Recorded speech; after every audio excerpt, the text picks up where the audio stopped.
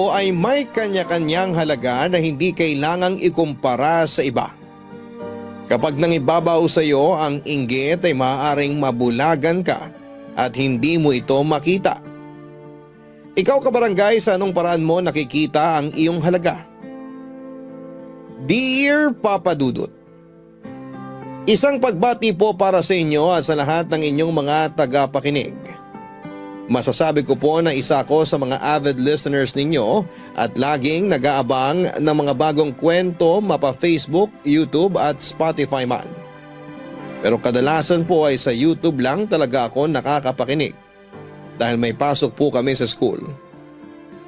Tawagin niyo na lamang po ako sa pangalang Clea, 19 years old at taga rito lang din sa Metro Manila. Kakagraduate ko lamang po ngayon sa senior high school at excited nga po ako na mag-college. Ang kwento ko po ay nangyari bago ako graduate, Papa Dudut.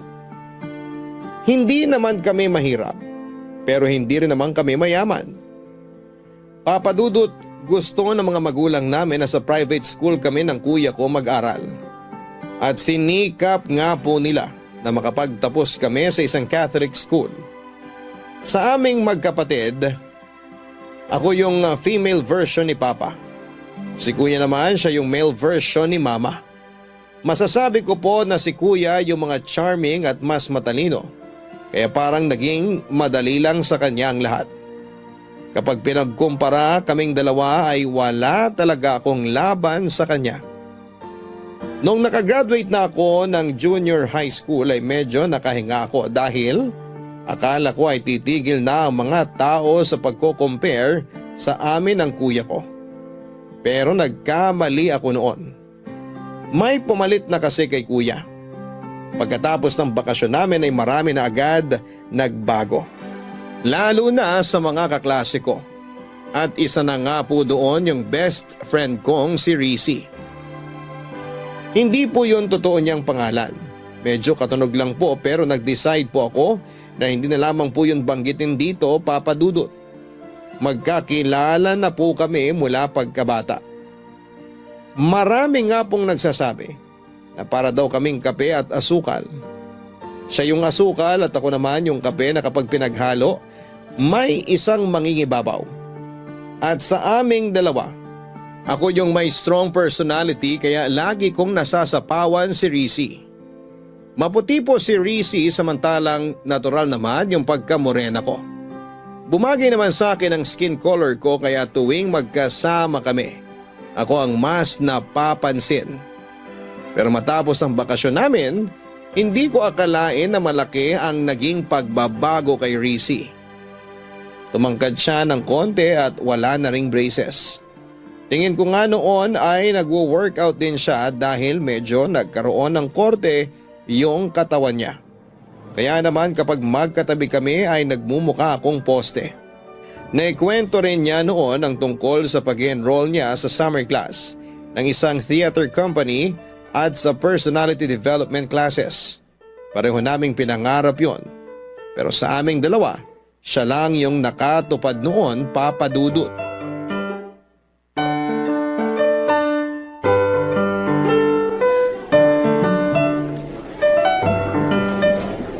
Oh my gosh! Hindi ka maniniwala sa nangyari kanina. Bakit? Ano ba nangyari? Eto na nga! Nakasalubong ko si Gino. Yung crush mong varsity player na di ka naman pinapansin? Shh! Ano ka ba? Dati yun. Hindi na ngayon kasi nginitian niya ako. Talaga? Taray mo ha? Hindi lang yun. Meron pa. Ano? Nagkausap ba kayo tapos naging friends na? Hindi. Iba naman to. Si PJ, naaalala mo? Yung classmate ko sa dati kong school. Nakasama ko siya sa theater. Ang galing niya kumanta. Sana nga nakasama ka para na-meet mo rin siya. Wala eh. Puro gaming lang ako sa bahay nung bakasyon. Pumunta kami sa Ilocos. Bumisita kami sa mga kamag-anak. Tapos yun, pagbalik namin, nagbasa-basa na lang ako ng books at nanood ng K-drama series. Ay, halos pa ulit-ulit lang yung ginagawa ko. Buti ka pa nga eh. Ako kasi halos wala ng time para sa mga ganyan. Nung natapos yung workshop ko, in-enroll agad ako ni Mommy sa personality development classes. Laking tulong din kaya. Kapag iniisip ko nga kung paano ako humarap sa ibang tao dati, sobrang mahiyain pala ako noon. Buti na lang kasama kita lagi. Ikaw mahiyain? Lah, san banda? Ang sama mo. Bully ka ah. Namiss lang kasi kita. Di naman tayo nagkita ng buong bakasyon. Kaya nga ngayon, nagulat ako na ang laki na ng pinagbago mo. Glow up yarn? Kailangan ko rin to, no? Tingnan mo, napapansin na ako ng mga crush ko. Samantalang dati, dinadaan-daanan lang nila ako. Ah, ganon. Yun pala purpose ng pag-glow up mo na yan, ah. Parang gano'n na rin. Pero yung main reason talaga, gusto ni Mommy na baboost yung confidence ko. At syempre, hindi naman mangyayari yon kung wala akong gagawin, di ba? Oo na. Uy, si Kylie oh. Papunta yata dito. Hi, Rissy! Ate Kylie, na-miss kita. Kumusta naman summer mo? Okay naman, pumunta kami sa Korea, then pagbalik namin dito sa Philippines, pumunta naman kami ng Siargao. Wow, nice naman. By the way, si Clea nga pala, bestie ko. Oh, hi Clea! Siguro babad ka rin sa beach, no? Ano ka ba ate? Natural yan. Black beauty kasi siya. Talaga? Nakakainggit naman. Tingnan mo tong skin ko, next week wala nang silbi yung pagpapatan ko. Samantalang ikaw, forever na ganyan yung skin?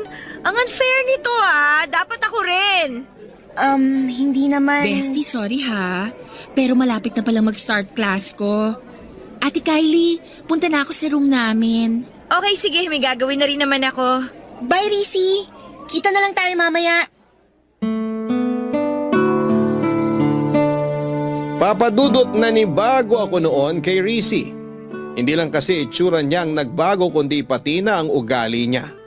Parang bigla siya naging ibang tao sa paningin ko. Dati kasi hindi naman siya napapansin ni Kylie na sikat sa school namin. Bukod kasi sa pagiging maganda at honor student, president din ito ng Theaters Guild. At sa pag-uusap nila noon sa harapan ko, nakakagulat na gano'n na kaagad sila ka-close. Samantalang ako kahit na ilang beses nang ipinakilala kay Kylie ay hindi talaga nito natatandaan ang pangalan ko. Hindi lang kasi yon ang unang beses na ipinakilala ako ni Rissy dahil doon ay nasaksihan ko kung paano sila mas naging malapit sa isa't isa. Lagi nang inaaya ni Kylie ang best friend ko. At syempre isinasama naman niya ako. Ang kaso madalas akong ma-OP dahil hindi naman ako nakaka-relate sa mga pinag-uusapan nilang dalawa. Kung nagulat ako na mabilis lang naging malapit sa isa't isa sina Rissy at Kyla, mas nagulat ako noong magsimula ng pansinin ni Archie ang best friend ko. Mutual crush namin si Archie at may usapan kami na kung liligawan man ito ang isa sa amin ay if-friend zone lang namin ito. Naniniwala kasi kami na forever na kaming magiging mag-best friend. Kaya naman nagulat na lamang ako sa mga naikwento ni Rissy nang minsan niya ulit akong isama sa cafe kasama si Kylie Papadudut.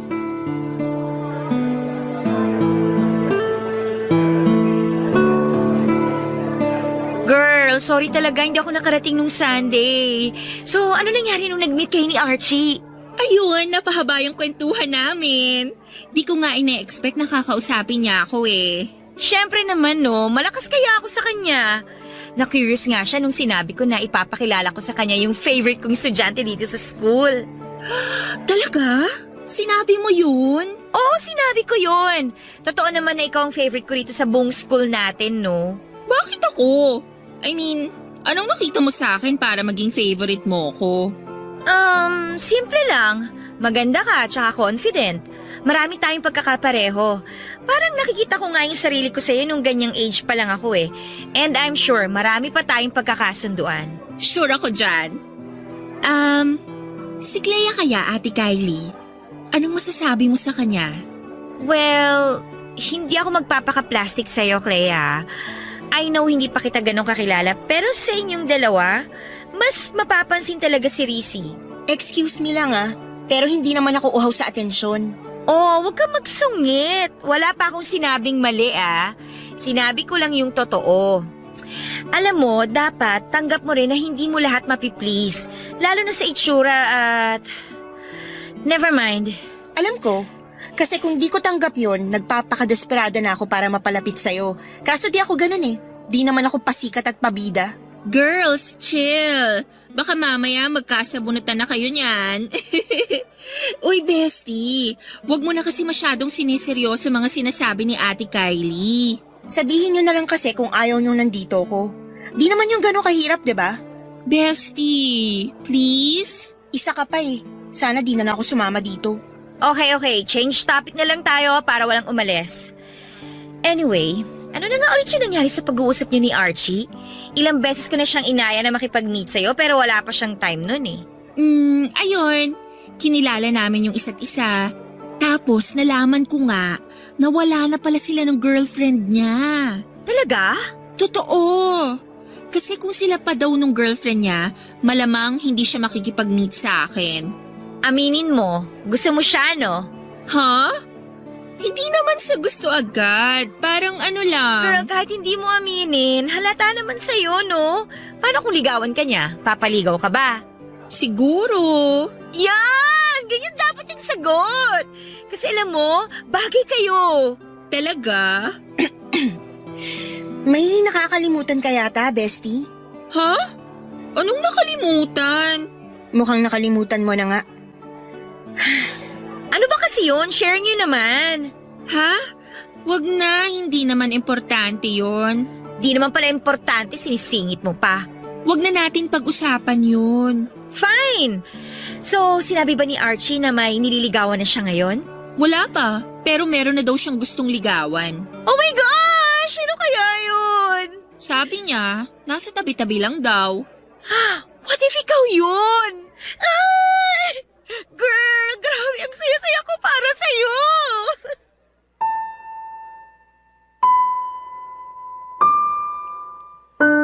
Papadudot halos napanisa na nga ako ng laway habang nag-uusap silang dalawa na parang hindi nila ako kasama. Hindi ko man aminin, alam ko na sinasadya rin nila yon. Lalo na si Kylie. Pero nasaktan ako sa parte na parang naging katulad na rin ni Kylie ang best friend kong si Rizzy. Alam ko rin na hindi naman talaga niya nakalimutan yung usapan namin tungkol kay Archie. Pero sinadya niyang magmaang-maanga noon para hindi maudlot yung pagpapabida niya.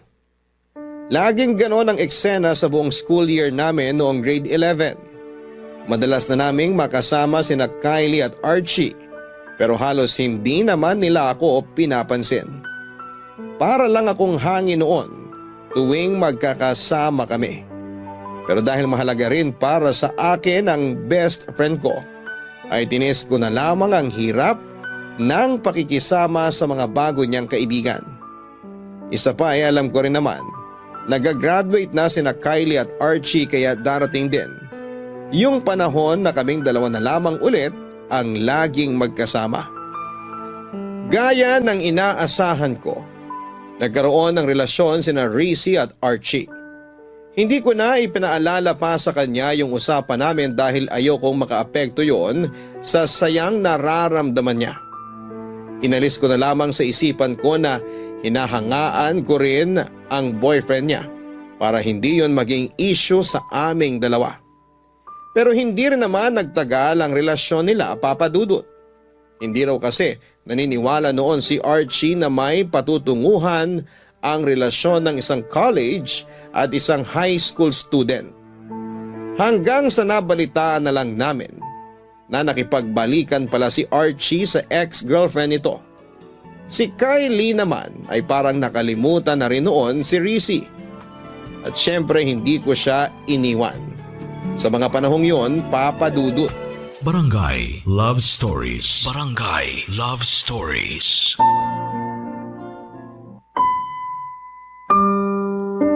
Papadudot, akala ko po noon na ituloy-tuloy na yung pagiging maayos ng friendship namin ni Rizzy. Pero parang may gusto talaga siya noong patunayan. Noong mag-grade 12 na kami, bigla rin siyang nagkaroon ng interes sa student council. Hindi na rin naman ako nagulat noong nanalo siya bilang president dahil mula nang maging close sila ni Kylie ay marami na rin talagang nakakakilala sa kanya. Bukod pa roon ay siya rin ang pumalit na president ng Theaters Guild. Naging contributor din siya sa mga school paper. May mga araw na hindi ko na siya makausap sa sobrang dami ng activities niya. Sinubukan ko namang makisabay pero wala talaga akong hilig sa pagsusulat. Ayoko rin gumastos para sa campaign materials sa pagtakbo sa student council. At pagdating naman sa pag-arte, wala talaga akong interes doon, Papa Dudut. Sa Glee Club lang talaga ako nagka-interes pero bilang isang singer lang. Ayaw ko ring maging soloista kaya kahit doon ay konti ang naging kaibigan ko. Halos wala rin pumapansin sa akin doon maliban lang sa mga lalaki at mga tomboy na gustong magtanong tungkol kay Rizzy. Tinatanong nila kung pwede raw ba silang manligaw sa best friend ko. Pero lagi ko na lamang sinasabi na busy pa siya at walang panahon sa ganung bagay, Papa Dudut. Grabe sobrang busy mo na. Ngayon na lang kita ulit nakasabay kumain. Dami kasing activities. Alam mo naman kapag president ng student council. Hay, may Theaters Guild pa. Masyado mo naman kasing kinareer lahat. Kailangan kong gawin yun. May kailangan akong patunayan. Huh? Kanino naman? Sa pagkakaalam ko, di ka naman pinipressure ng parents mo. Tsaka, dun pa nga lang sa naging president ka, malaking achievement na yun eh. Hindi pa enough yun, bestie. Bakit hindi? Magaling ka na nga eh. Marami na rin nakakakilala sa'yo. Alam ko, pero marami pa akong gustong ma-achieve. Ikaw ba, ayaw mong makilala ka dito sa school? Dapat nga tumakbo ka rin para maging student council officer eh. Wala akong budget para sa campaign materials. Kung ayaw mo yon, bakit di mo itry sa ibang club para maging active ka rin? Boring naman kung sa Glee Club ka lang. Bestie, masaya na ako doon. Okay na ako sa ganito. Hindi ko naman kasi kaya yung ginagawa mo. Kala mo lang hindi mo kaya. Tignan mo ako. Ganyan din mindset ko dati, di ba? Magkaiba tayo. Tsaka, ibang-iba ka na ngayon. Parang wala ka nang di kayang gawin. Hindi ka ba napapagod? Napapagod. Siyempre tao pa rin naman ako, no? Pero dito ako masaya.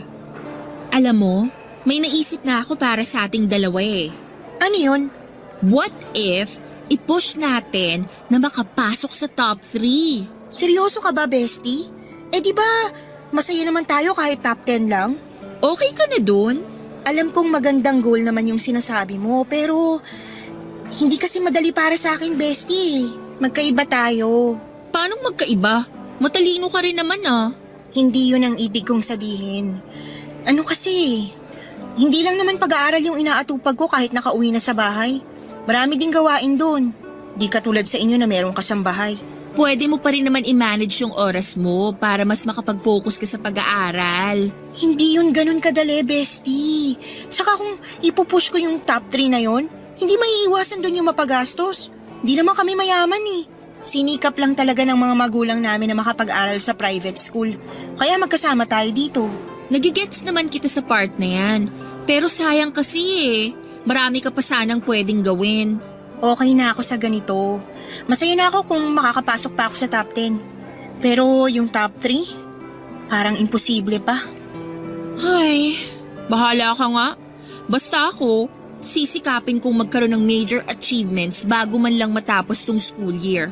Support na lang kita. Ano pa nga ba? Baka naman iniisip mo na ayaw ko lang talaga makipagsabayan sa'yo. Hindi ko lang talaga kaya yung gasto sa mga ginagawa mo. Nakakaintindi rin naman ako, bestie. Pero kung gugustuhin mo rin naman talaga yon, magagawan mo ng paraan eh. Bestie naman. Fine! Di na kita pipilitin.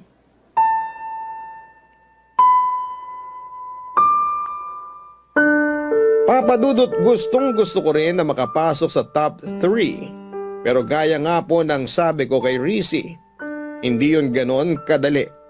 Magastos po kasi talaga kapag nasa private school, lalo na kapag may mga extracurricular activities.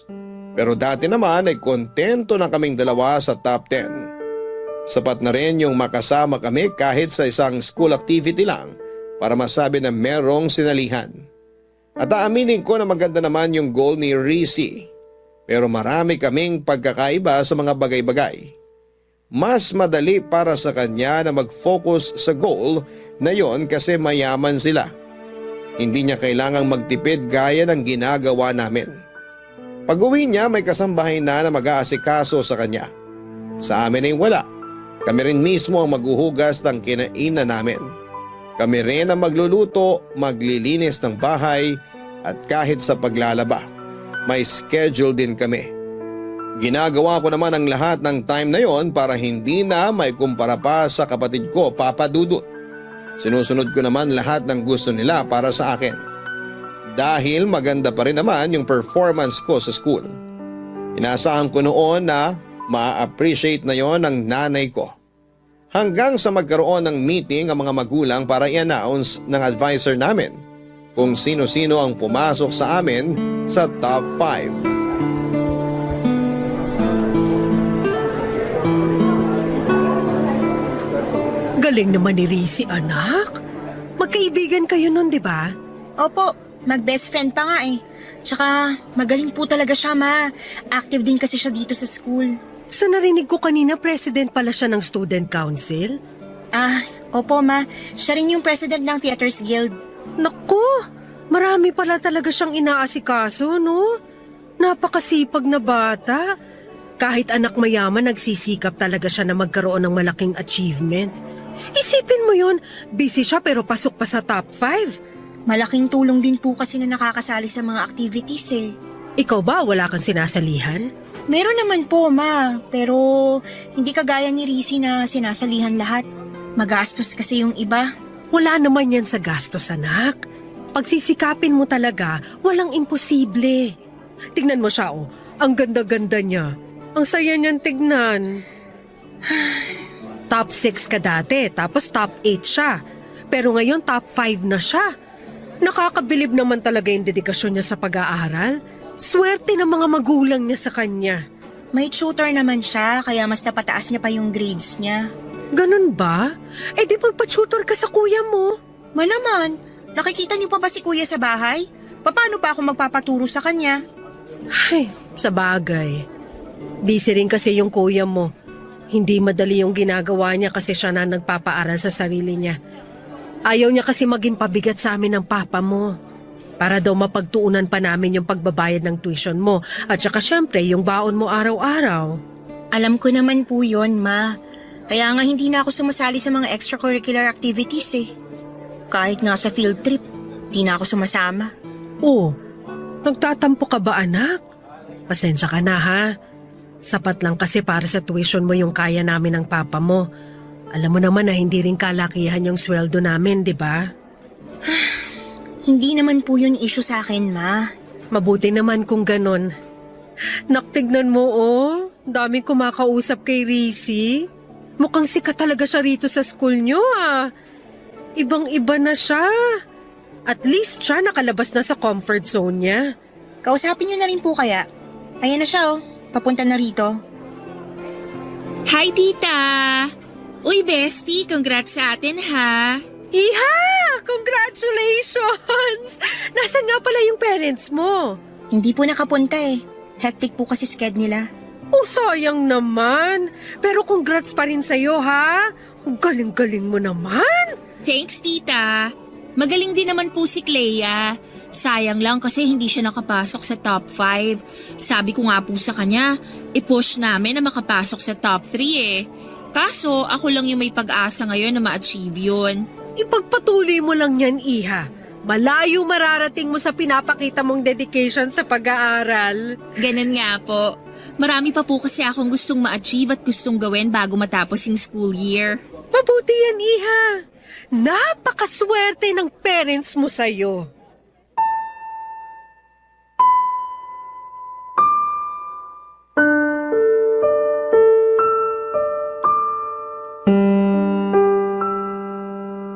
Papa Dudut, hindi ko maiwasang magtampo sa nanay ko nang iwanan niya ako doon para makipag-usap kay Rizzy.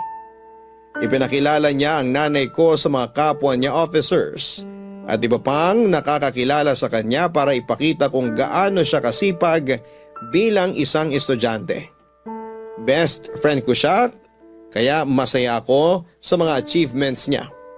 Pero nang time na yon ay nakaramdam naman ako ng inggit. Tahimik akong humihiling na sanay ako naman yung pansinin ng nanay ko.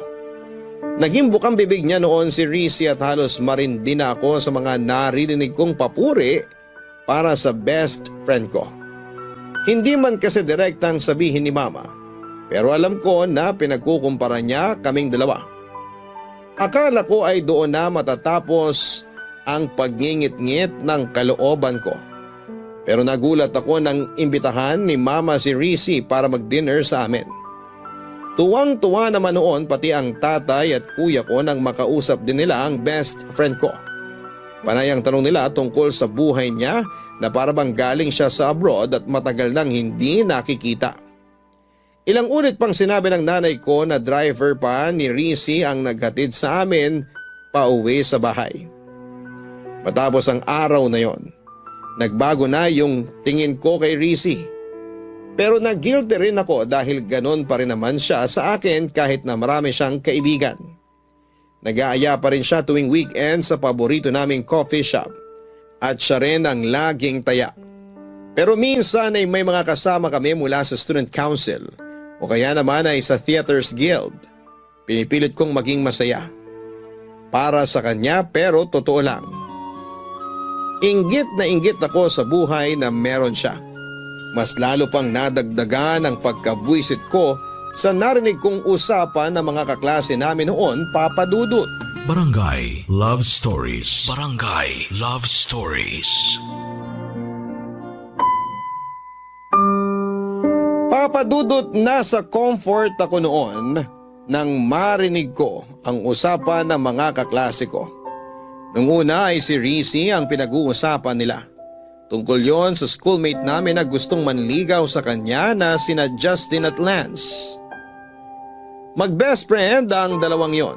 Balak daw kasi sanang ligawan ni Lance si Rizzy, pero bago yon may nagugustuhan na raw ito dati at nabanggit nga nila ang pangalan ko. Hindi ko napigilang mainis nang sabihin nila ang si Rizzy yung dapat ligawan at hindi ako. Wala naman sanang problema doon pero sa pagkakasabi nila, para na rin nilang nilait ang itsura ko. Sa best friend ko raw dapat manligaw yung mas gwapo at hindi sa akin. Hindi ko gusto yung pakiramdam na naiinis ako kay Rizzy dahil sa pagkukumpara ng mga tao sa aming dalawa. Siya na lang kasi palagi ang napapansin. At sa aming dalawa ay mas deserve ng best friend ko lahat ng mas magandang bagay kesa sa akin. Unang-una, pinagkukumpara kami sa itsura. Ang hirap kasi sa ibang Pinoy. Porque mas maputi, yon ang mas maganda para sa kanila. Sa kulay sila ng balat nagbabase. Parang nawawalan ako ng halaga kapag siya yung kasama ko. Kahit kasi sa pamilya, mas bida si Rizzy. Lahat ng appreciation na kailangan ko para lumakas ang loob ko ay nawala ng dahil sa kanya. Hanggang sa mapag-usapan namin ang tungkol doon.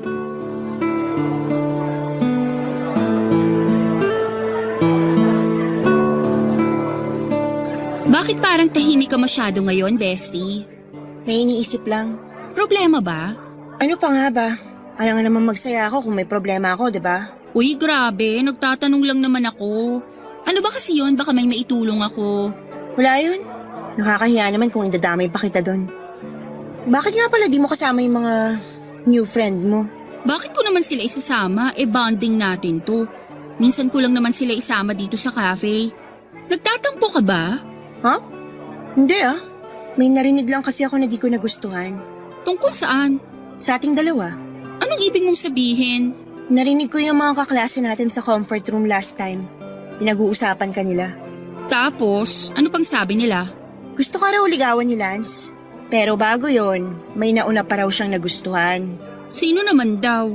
Sino pa? Eh di ako. Tapos sabi nila, Tapos sinabi nila na ako ang mas dapat na ligawan ni Lance, ganun ba? gano'n na nga. Ay, sabi ko na kaya ka naiinis kasi pinag-compare tayong dalawa. At sa comparison na yon, ako yung the better one, tama? Paano mo naman nalaman yan?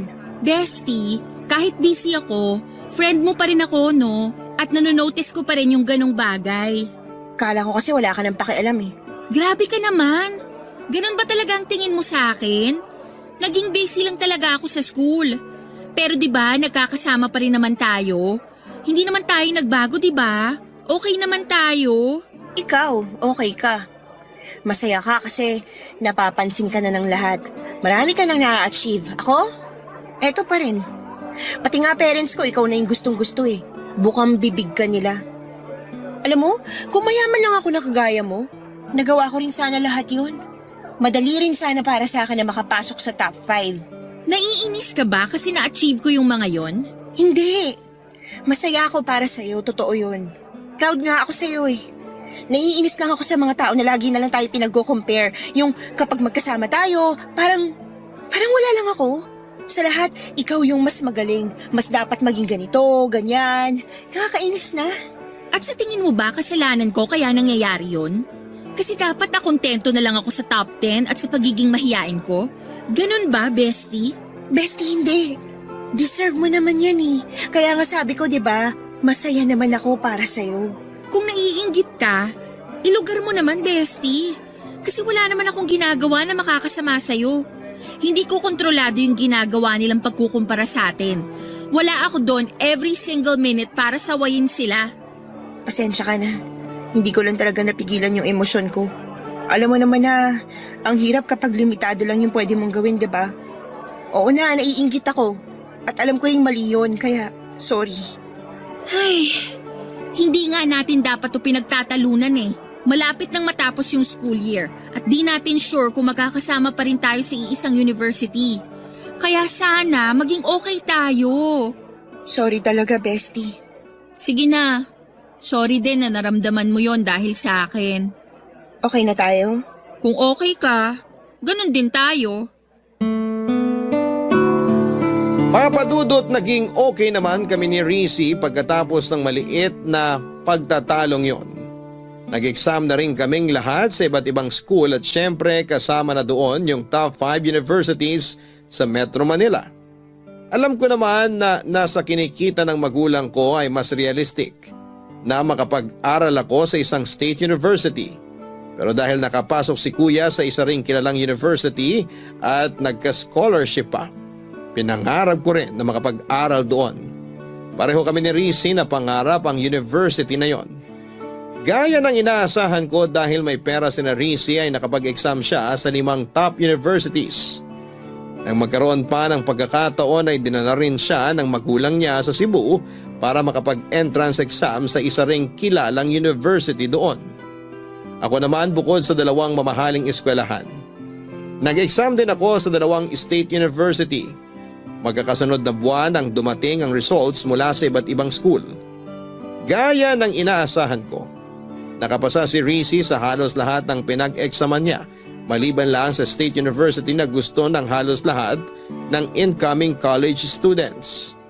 Laking gulat ko naman dahil nakapasa ako roon. Pareho naman kaming nakapasa sa mga mamahaling eskwelahan. Kaya nag-apply ako kaagad para sa scholarship. Kapag nakapasa ako, kahit papaano ay may pagmamalaki ako sa mga magulang ko. Pero sa kasamaang palad, hindi ako nakapasa sa scholarship. Kaya sinabi ng mga magulang ko na huwag na lamang ako doong mag-aral, papadudot.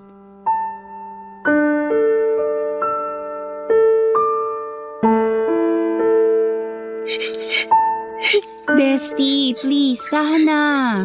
Maganda pa rin naman yung papasukan mong university. Pero hindi ako nakapasa dun sa gusto kong school.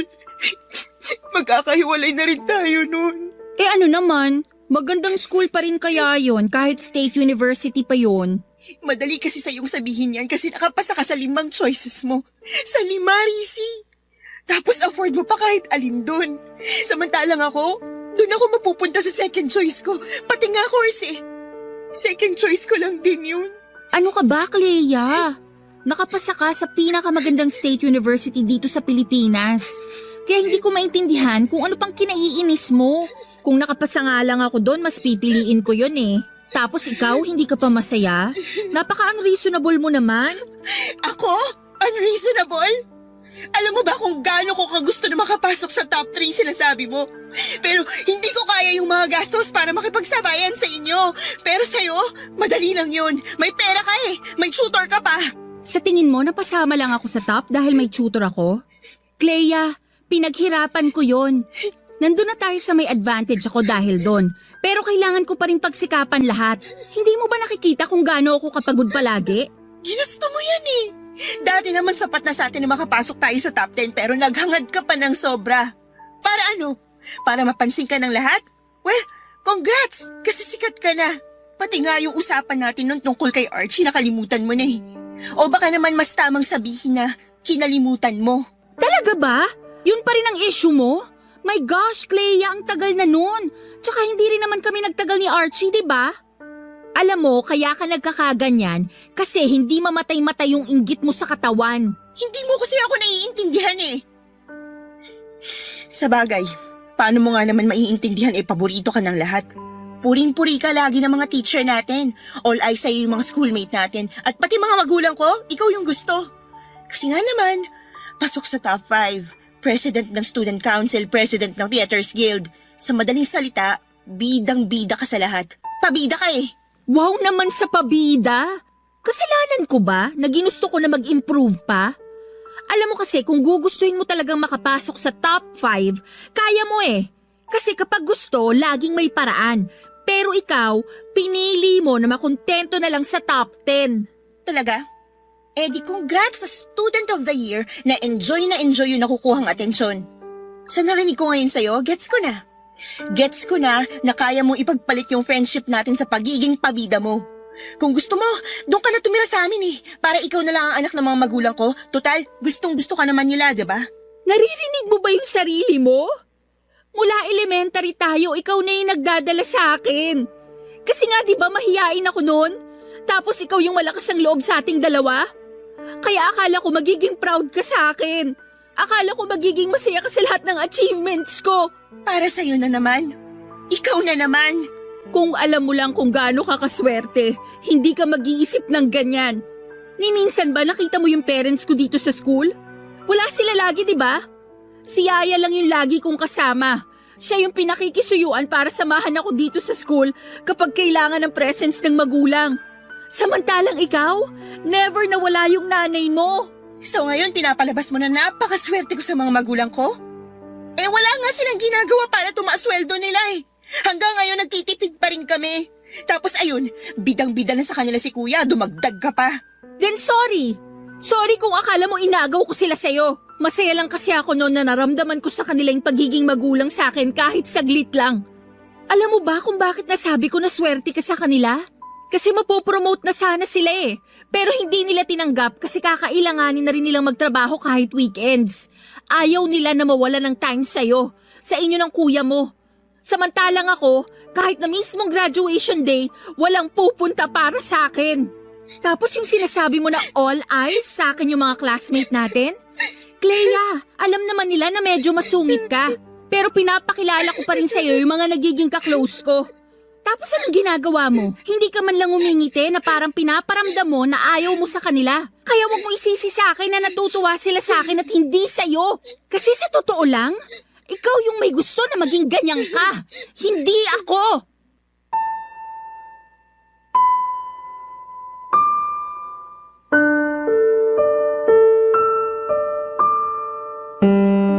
Nagulat ako sa narinig ko noon mula kay Rizzy Papadudut. Pero nagalit din ako. Sa katunayan, dumating at lumipas ang graduation namin na hindi kami nag-uusap. Hanggang ngayon, na first semester na namin, natuloy siya sa mamahaling university. Ako naman sa State University talaga pumasok at isa ring scholar. Pero aaminin ko na ngayong wala na ako sa private school. Nakahinga na ako ng maluwag dahil hindi ko na kailangang umastang mayaman. Pero tuwing nakikita ko ang mga post ni Rizzy sa Facebook, Parang bumabalik sa akin yung naging huling pag-uusap namin. At tuwing naiisip ko yon ay napapahiya ako sa sarili ko. Hindi ko alam kung anong dapat kong maramdaman sa pagkakaibigan namin ni Rizzy. Aminado ako na medyo masungit nga ako noon at palaban din. Pero naisip ko rin kung kailangan ko nga ba talagang magbago para sa ibang tao. Wala naman akong sinabi na gusto kong maging mahiyain si Rizzy habang buhay. Pero hindi ko maintindihan kung bakit kailangan pa niyang kaibiganin yung halos lahat ng estudyante sa school namin. Siguro nasanay lang din ako na kaming dalawa lang yung magkaibigan. Baka nga naging selfish talaga ako, Papa Dudut. Sa ngayon ay hindi ko pa rin alam kung anong gagawin ko dahil hindi pa rin kami nagkakaayos ni Rizzy. Sana po ay makahingi rin ako ng payo sa mga nakikinig ngayon. Hanggang dito na lamang po muna, Papa Dudut. Maraming salamat po sa pagbabahagi ninyo ng kwento ko. Taos-pusong nagpapasalamat din po ako para sa Barangay LS sa patuloy na pagbibigay ng pagkakataon sa amin na makapagbahagi ng kwento dito at mapakinggan pa ng libu-libong mga listeners ninyo. God bless, Papa Dudut, at mabuhay ang Barangay LS. Ang inyong forever kapuso at kabarangay, Clea. Nagustuhan ng iyong napakinggan? Ituloy yan via live stream sa www.gmanetwork.com/radio. Barangay LS 97.1